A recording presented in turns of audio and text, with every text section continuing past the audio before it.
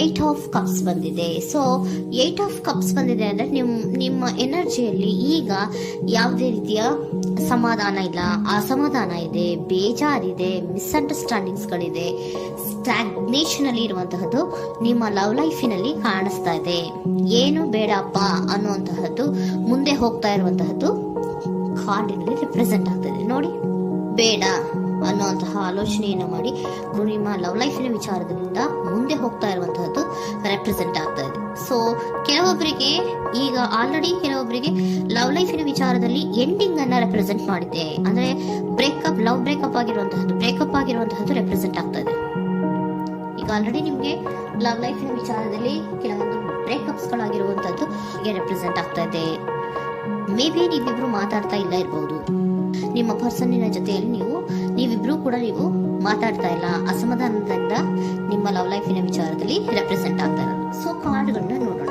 So king of wands, sun card and seven of cups ಬಂದಿದೆ. So ನಿಮ್ಮ reading ನಾನು ಏನ್ ಮಾಡ್ತಾ ಇದ್ದೀನಿ, ಪಾಸ್ಟ್, ಪ್ರೆಸೆಂಟ್, ಫ್ಯೂಚರಿನ ಇಮಿಡಿಯೇಟ್ ಫ್ಯೂಚರಿನ ಬಗ್ಗೆ, ಪಾಸ್ಟ್, ಪ್ರೆಸೆಂಟ್ ಅಂಡ್ ಇಮಿಡಿಯೇಟ್ ಫ್ಯೂಚರ್ನ ಬಗ್ಗೆ ತಗೊಳ್ಳುವಾಗ ನಿಮ್ಗೆ ಪಾಸ್ಟಿನಲ್ಲಿ ನಿಮ್ಮ ಲವ್ ಲೈಫಿನ ವಿಚಾರದಲ್ಲಿ ಪಾಸ್ಟಿನಲ್ಲಿ ಚಾರ್ಮಿಂಗ್ ಇಂದ, ಬಹಳ ಉತ್ಸಾಹದಿಂದ, ಒಂದು ರೀತಿಯ ಬಹಳಷ್ಟು ಕುತೂಹಲದಿಂದ, ಕ್ಯೂರಿಯಾಸಿಟಿಯಿಂದ ಏನೋ ಪಾಸಿಟಿವ್ ಇದೆ ಅನ್ನುವಂತಹ ರೀತಿಯಲ್ಲಿ ನೀವು ಲವ್ ಲೈಫಿನ ವಿಚಾರದಲ್ಲಿ ಮುಂದೆ ಬಂದಿರುವಂತಹದ್ದು ರೆಪ್ರೆಸೆಂಟ್ ಆಗ್ತಾ ಇದೆ.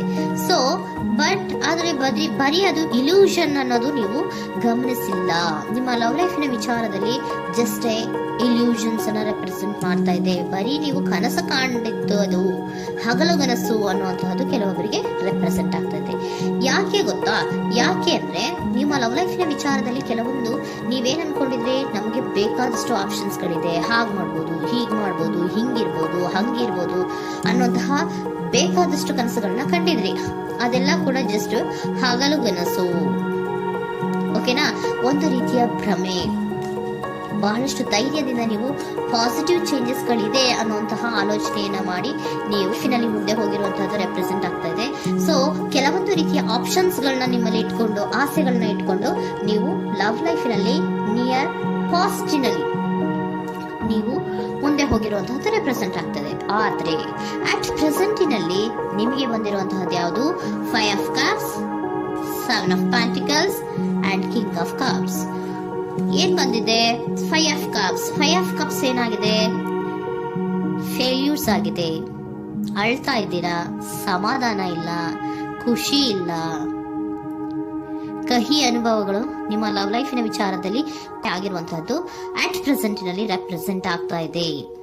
ಯಾಕೋ ನಿಮ್ಮ ಲವ್ ಲೈಫಿನ ವಿಚಾರದಲ್ಲಿ ತುಂಬಾ ಬೇಜಾರುಗಳನ್ನ ನಿಮಗೆ ರೆಪ್ರೆಸೆಂಟ್ ಆಗಿದೆ. ಸೊ ಸೆಕೆಂಡ್ ಕಾರ್ಡ್ ಅಲ್ಲೂ ಕೂಡ 7 ಆಫ್ ಪ್ಯಾಂಟಿಕಲ್ಸ್ ಬಂದಿದೆ. Period of contemplation. ನಿಮ್ಮ ಲವ್ ಲೈಫಿನ ವಿಚಾರದಲ್ಲಿ ನೀವು ಆಲೋಚನೆಯನ್ನ ಮಾಡ್ತಾ ಇರುವಂತಹದ್ದು ರೆಪ್ರೆಸೆಂಟ್ ಆಗ್ತಾ ಇದೆ. ಯಾಕಂದ್ರೆ ನಿಮ್ಮ ಲವ್ ಲೈಫಿನ ವಿಚಾರದಲ್ಲಿ ಯಾವುದೇ ರೀತಿಯ ಮುಂದುವರಿಕೆಗಳಿಲ್ಲ. ಸ್ಟಾಗ್ನೇಷನ್ ಅನ್ನ ರೆಪ್ರೆಸೆಂಟ್ ಮಾಡ್ತಾ ಇದೆ. ಬಾಟಮ್ ಆಫ್ ದ ಡೆಕ್ ಅಲ್ಲೂ ಸ್ಟಾಗ್ನೇಷನ್ ರೆಪ್ರೆಸೆಂಟ್ ಮಾಡ್ತಾ ಇದೆ. ಇಲ್ಲಿಯೂ ಕೂಡ ನಿಮ್ಗೆ ಸ್ಟಾಗ್ನೇಷನ್, ನಿಂತಲ್ಲೇ ನಿಂತಿದೆ, ಮುಂದೆ ಹೋಗ್ತಾ ಇಲ್ಲ. ಯಾಕೋ ಒಂದು ರೀತಿಯ ಮುಂದುವರಿಕೆಗಳು ಕಾಣ್ತಾ ಇಲ್ಲ. ನೆಕ್ಸ್ಟ್ ಕಾರ್ಡ್ ಬಂದಿರುವಂತಹದ್ದು ಯಾವುದು? ಕಿಂಗ್ ಆಫ್ ಕಪ್ ಬಂದಿದೆ. ಸೊ ಭಾವನಾತ್ಮಕವಾಗಿರುವಂತಹದ್ದು, ಯೋಚನೆಯನ್ನ ಮಾಡ್ತಾ ಇರುವಂತಹದ್ದು, ಯಾಕೆ ಹಿಂಗಾಯ್ತು ಅನ್ನೋದ್ರ ಬಗ್ಗೆ ನೀವು ಆಲೋಚನೆಯನ್ನ ಮಾಡ್ತಾ ಇರುವಂತದ್ದು ರೆಪ್ರೆಸೆಂಟ್ ಆಗ್ತದೆ. ನಿಯರ್ ಪಾಸ್ಟ್ ನಲ್ಲಿ ನನಗೆ ಬೇಕಾದಷ್ಟು ಆಪ್ಷನ್ಗಳಿತ್ತು, ಹಂಗ್ ಮಾಡ್ಬೋದು, ಹಿಂಗ್ ಮಾಡ್ಬೋದು, ಆಪ್ಷನ್ಸ್ ಬೇಕಾದಷ್ಟಿದೆ ನನ್ನ ಲವ್ ಲೈಫಿನಲ್ಲಿ ಅಂತ ನೀವು ಅನ್ಕೊಂಡಿದ್ರಿ. ಬಟ್ ಈಗ ನೀವು ಅನ್ಕೋತಾ ಇರೋದೇನು? ಅಟ್ ಪ್ರೆಸೆಂಟ್ ನಲ್ಲಿ ಬ್ಯಾಲೆನ್ಸ್ ಅನ್ನ ಮಾಡ್ಬೇಕು. ಯಾಕೋ ಇಲ್ಲಿ ಅಸಮಾಧಾನಗಳಾಗ್ತಾ ಇದೆ, ಮಿಸ್ಅಂಡರ್ಸ್ಟ್ಯಾಂಡಿಂಗ್ ಗಳಾಗ್ತಾ ಇದೆ, ಮಿಸ್ಕಮ್ಯುನಿಕೇಶನ್ ಗಳಾಗ್ತಾ ಇದೆ.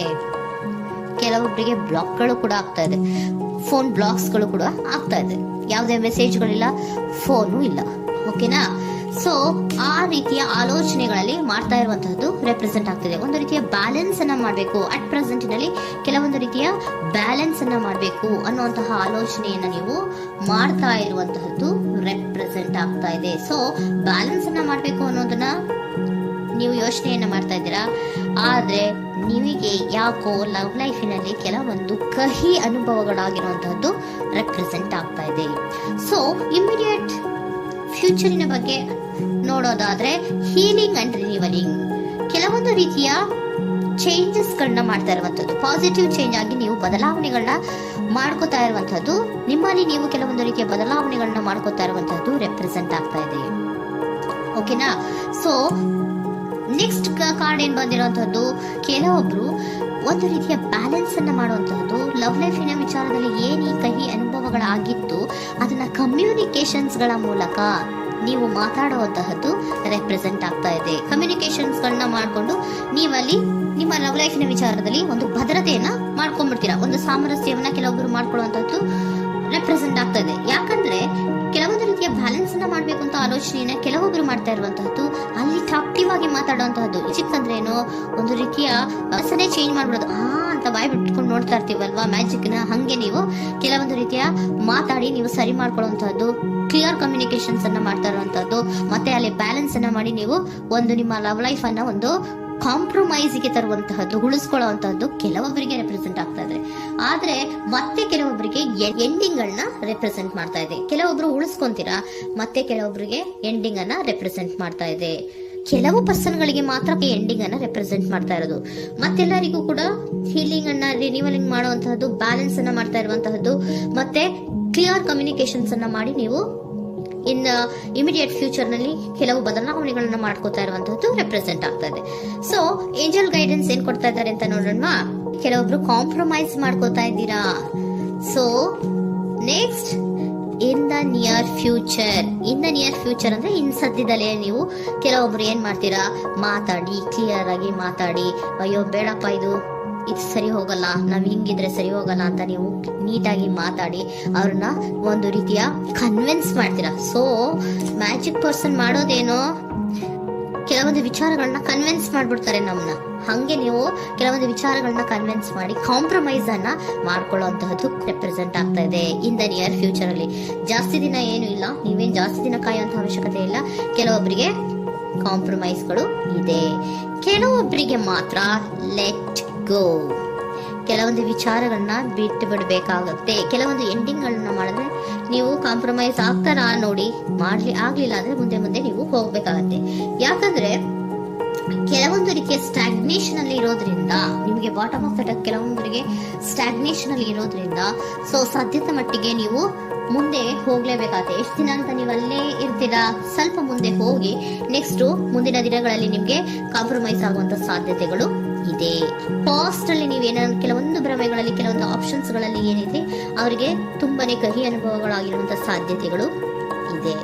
ಅದರಿಂದ ಕೆಲವೊಬ್ರು ಹೀಲಿಂಗ್ ಅಂಡ್ ರಿನಿವಲ್ ಆಗಿ ಕೆಲವೊಂದು ರೀತಿಯ ಚೇಂಜಸ್ ಗಳಾಗುವಂತಹದ್ದು, ಅಲ್ಲಿಗೆ ಎಂಡ್ ಅನ್ನ ಮಾಡುವಂತಹದ್ದು ಕೆಲವೊಬ್ಬರಿಗೆ ರೆಪ್ರೆಸೆಂಟ್ ಆದ್ರೆ, ಮತ್ತೆ ಕೆಲವೊಬ್ಬರಿಗೆ ಮಾತಾಡಿ ಕಾಂಪ್ರಮೈಸ್ ಅನ್ನ ಮಾಡ್ಕೊಳ್ಳುವಂತಹದ್ದು ರೆಪ್ರೆಸೆಂಟ್ ಆಗ್ತದೆ.